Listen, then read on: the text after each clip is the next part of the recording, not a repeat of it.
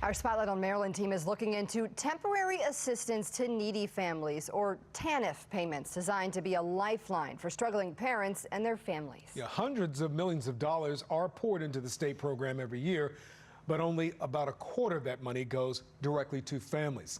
Tessa Bentulin looks into how some of the remaining funds are being used to plug budget holes.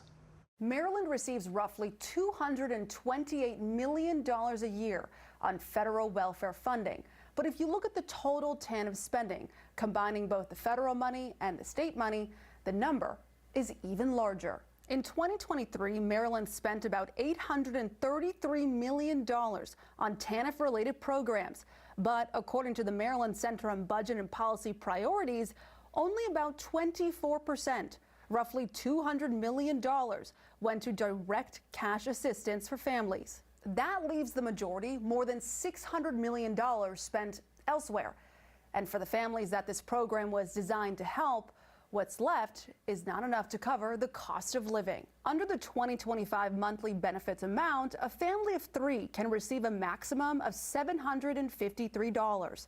A family of 6 can receive up to $1,149 a month.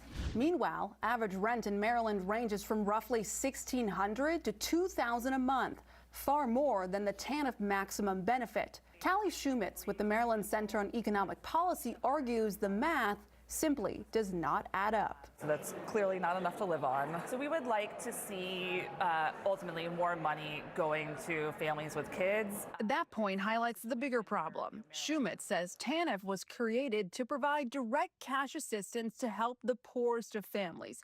But tens of millions of dollars in Maryland are being used for other programs. Right now, at least $27 million goes to foster care, $18 million supports child welfare, $11 million is set aside for adult services, $10 million for social services, and another $11 million goes towards general administration. None of that is direct cash assistance.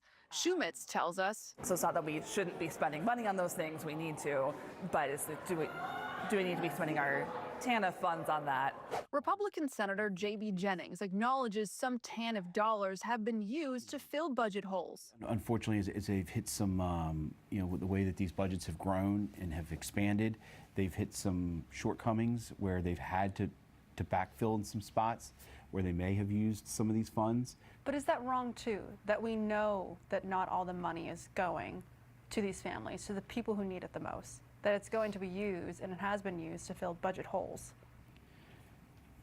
Wrong, yes. If it's not, yes. The simple answer is it is wrong if taxpayers' funds not being used the way it's supposed to be. Jennings notes that is why the Health and Social Services Subcommittee, which he sits on, reviews state agencies' budgets during legislative session to find and fix problems. Spotlight asked the chair of the subcommittee, Delegate Emily Shetty, how more of the TANF money could be directed into the hands of families. Her response did not directly answer our question. This is something that we've heard from advocates over the years. We continue to monitor the use of TANF dollars and make sure that it goes to the most needy families in our communities. The Maryland Department of Human Services oversees TANF.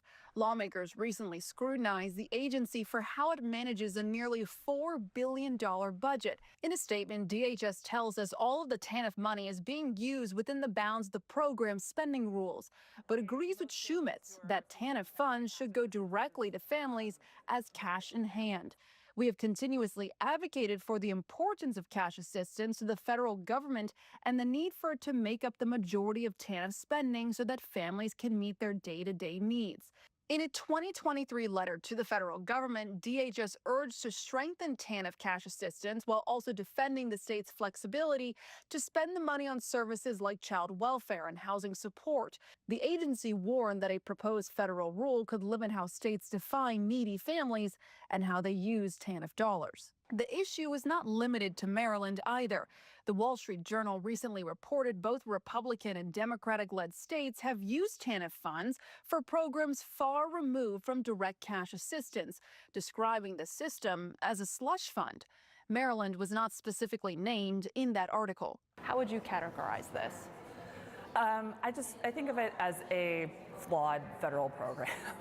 States have this money and it just becomes a temptation to move it to other things to address other issues that are tangentially related but aren't the core functions. She says reform requires federal action, but Maryland still has choices now. In the meantime, we just really want to see Maryland looking at what it can do within the current structures of the federal program to utilize these funds as best possible to help as many Maryland families as they can. In Annapolis, Tessa Bentulin, Spotlight on Maryland. Our Spotlight on Maryland team reached out to Governor Moore's office. They asked, will the Moore administration commit to increasing the share of TANF dollars going directly to low-income families? And they asked if taxpayers and recipients should be concerned about how those funds are allocated. So far, the governor's office has not responded. Hi, I'm Maxine Stryker. Thanks for watching. Don't forget to like this video and subscribe to our channel, and check out Fox Baltimore on social media to find more stories like this.